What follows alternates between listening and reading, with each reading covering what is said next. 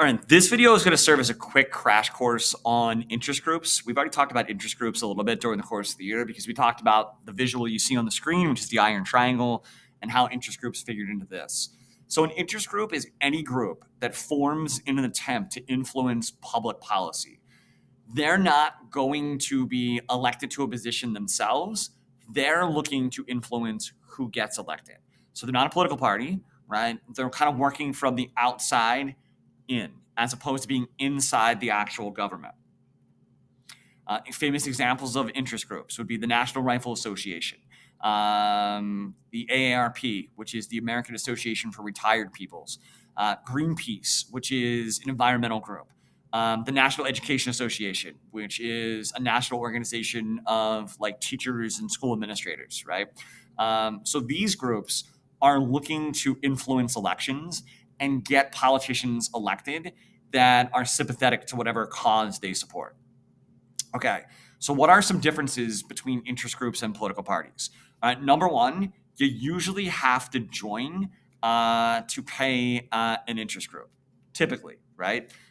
So it is possible that you would have to pay to join an interest group, to be a member of the NRA, or to be a member of Greenpeace, right? That's different. You obviously join to pay to belong to a political party, but a lot of these interest groups kind of charge like membership dues. So one of the things that results from this is that sometimes interest groups deal with what's called the free rider problem, where people realize that like I don't actually have to join the interest group and pay the money to benefit from the work that this group does if they're successful.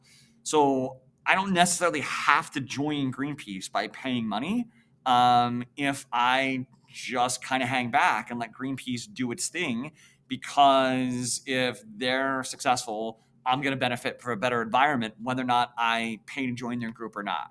So sometimes interest groups deal with what we call the free rider problem. All right, number two, interest groups are definitely more narrowly focused than political parties.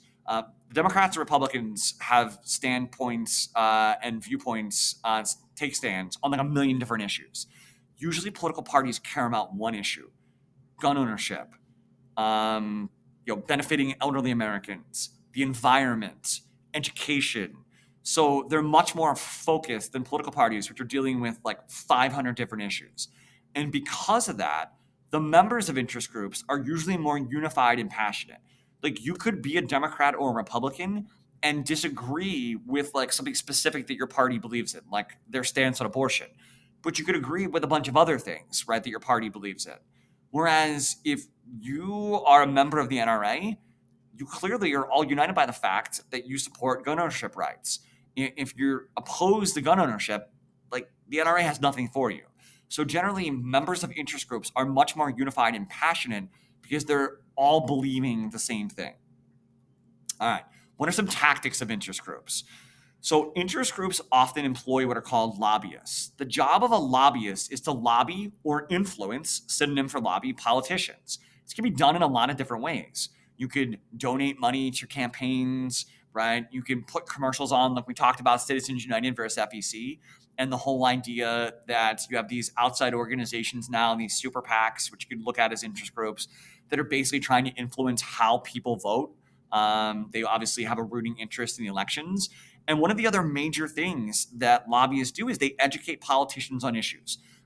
Oftentimes, lobbyists are meeting with members of Congress or their staff members, trying to educate them on issues that the interest group cares about, trying to educate them so that they vote a particular way on a bill or they propose legislation or something like that. Other things they do, we talked about this year already, is write amicus curiae briefs. Interest groups sometimes can submit outside opinions on how they feel like the Supreme Court should rule. They're not directly involved in a case, but they have a rooting interest in the case. So we talked about amicus curiae briefs. Sometimes one of the most effective things that interest groups can do is basically educate their own members. So, for example, the NRA scores all politicians on an A to F rating about how sympathetic each member of Congress is, or people running for office, in terms of like supporting gun ownership rights. So you can see this particular candidate received an A+ rating from the NRA. This might get sent out to all members of the NRA. This might be available on their website. they're trying to influence the way their members actually vote. And then the other more radical thing that interest groups can sometimes do is engage in protests or boycotts, right? Demonstrations and marches, these types of things. So these are just some of the tactics that are available to interest groups. Okay, so if we're looking at some of the impacts that interest groups can actually make, like here's what I grew up with as a kid learning about in health class. This is the food pyramid, right? This is basically what they feel like or felt like back in the 80s and 90s and early 2000s, represented like good eating habits. However, the United States, despite the prevalence of like education visuals like the food pyramid, still dealt with a problem of obesity, especially amongst adults in the United States. For a while, we were the most obese nation on the face of the earth.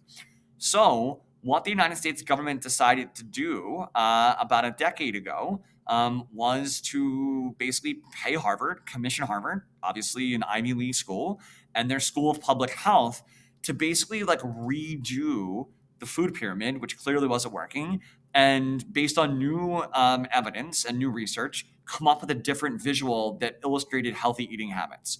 And here's an example. They came up with the healthy eating plate, right? So this is what Harvard basically presented to the United States government. One on the right-hand side is what the United States government officially chose to adopt as its new sort of like visual as part of its healthy eating campaign. You'll notice a lot of differences between the two. Well, like what happened from what Harvard recommended and what the United States government eventually put out. All of these organizations are interest groups that felt like there was something in the left visual that hurt their cause, right? Like the one on the left is trying to basically get you to eat less red meat. So obviously interest groups that are like the National Meat Association or the National Cattlemen's Beef Association wouldn't want that. It might hurt their business. So they lobbied members of Congress to basically have it changed to just protein without the descriptions you see that limit the consumption of red meat, right? Or again, whole grains on the left, but then like the National Association of Wheat Growers lobbies Congress and it becomes just grains on the right. So you can see the actual impact that interest groups have, right? Or in the past 2 years, 24 states and 5 cities have attempted to implement taxes on soda and sugary beverages. Only Berkeley, California, and Philadelphia, PA were successful. Why? Because the American Beverage Association, which is an interest group, has spent millions in recent years defeating these initiatives, right? So it shows you the impact that interest groups have. All right, lastly, there are checks on interest groups and on these lobbyists, right? Congress periodically will pass laws that limit the influence of lobbyists, but as you can imagine, members of Congress benefit from lobbyists, so they don't often pass laws restricting their activity. Number two, the media. If the media chooses to highlight a lobbyist and the influence they have on an individual member of Congress or a group of congressmen, it might make the public upset and it might put pressure on those congressmen to be not so influenced by those interest groups. And then lastly, going back to what we talked about at the very beginning of the year with factions, is what limits interest groups is other interest groups, right? One group might be lobbying Congress, but another group that disagrees with that group is also lobbying them. So they kind of check and they cancel each other out. But obviously, interest groups have a major impact on the American political system. And it's important that you don't get to confuse them with political parties, which are playing by considerably more rules than what these interest groups are abiding by.